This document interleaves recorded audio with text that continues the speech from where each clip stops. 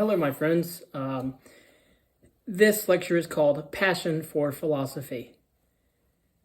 Aims at the correction of character and the extirpation of our vices, to foster a predominant inclination, and pushes the mind to be open, with more determined resolution, to magnanimous firmness, the endeavor to confine our pleasures together, within our own minds, getting the mind to think out of all virtue as well as social entertainments. While we study with unending attention the vanity that is human life and existence, I turn our thoughts to doubt and suspense of judgment, of danger and hasty determinations, of confining to very narrow bounds the inquiries of the understanding of the human mind, of renouncing all speculations which are not within the limits of all common life and practice. Nothing else, of course, can be more contrary to the supine indolence of the human mind, its arrogance quick, its pretensions loft, its credulity superstitious. And I just want to give a brief note on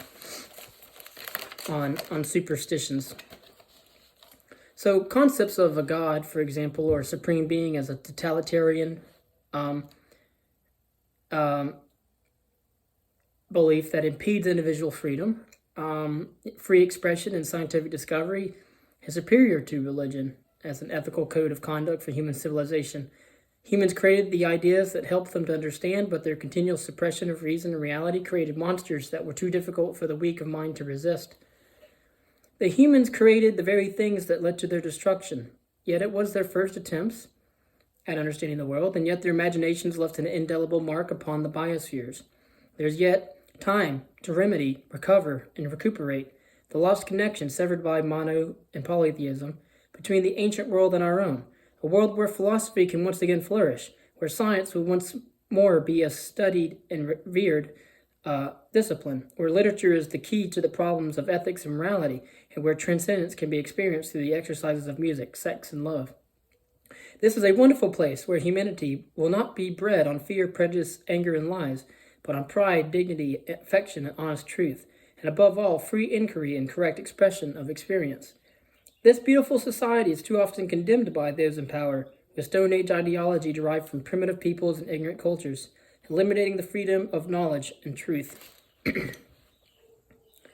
So by opposing so many vices and follows, perhaps I find an abundance of enemies who stigmatize this skeptical philosophy as libertine, profane, and irreligious.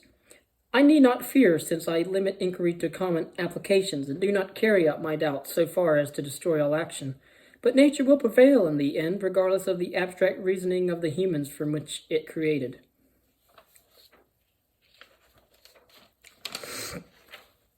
All we can do is to trek over several instances and examine carefully the principle which binds the different thoughts to each other by an association of ideas, never ending until the principle has been rendered as general as possible. The more instances we examine and the more care we employ, the more assurance we will acquire that the enumeration which we form from the whole is entire and complete. It may be a subject of worthy curiosity to inquire what is the nature of evidence which assesses us and assures us of any real existence in matter of fact beyond the present testimony of our senses or the records of our memories. This part of philosophy is observable and has been little cultivated by the ancients or moderns, and therefore our doubts and errors in the prosecution in so pertinent an inquiry are more the excusable, and especially in regard to the proposition that causes and effects are discoverable not by reason but by experience. For all the laws of nature are known only by experience, since the mind alone can never possibly find the effect in the supposed cause, for the effect is totally different from the cause, and consequently can never be discovered in it. So all of our reasonings apart from direct experience will never be able to show any foundation for this preference. Every effect is a distinct event from its cause. Without the empirical observation and experience, science, we pretend in vain to determine any single event or infer any cause or effect. The most perfect philosophy of a natural kind would aim at starving off our ignorance only to observe the weaknesses of human blindness in spite of its endeavors to elude or to avoid it.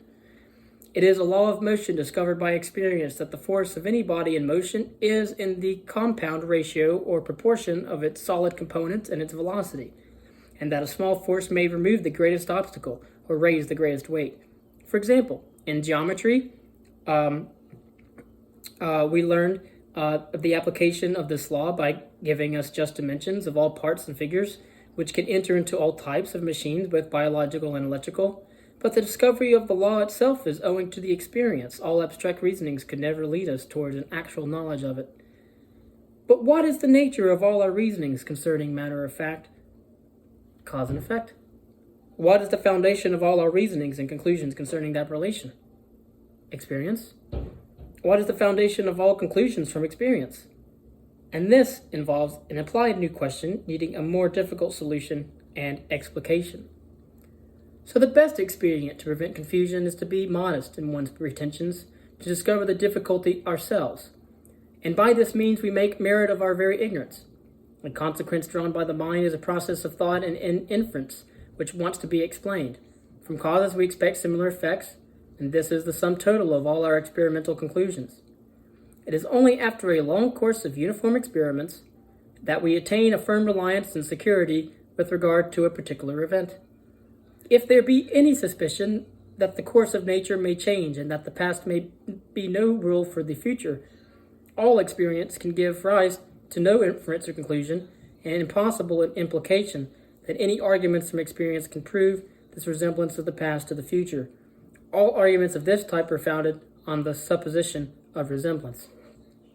We need to be sensible of our ignorance, if we are not able to augment our knowledge, for a person is guilty of unpardonable arrogance, who concludes that because an argument has escaped their own investigation, that the argument does not actually exist.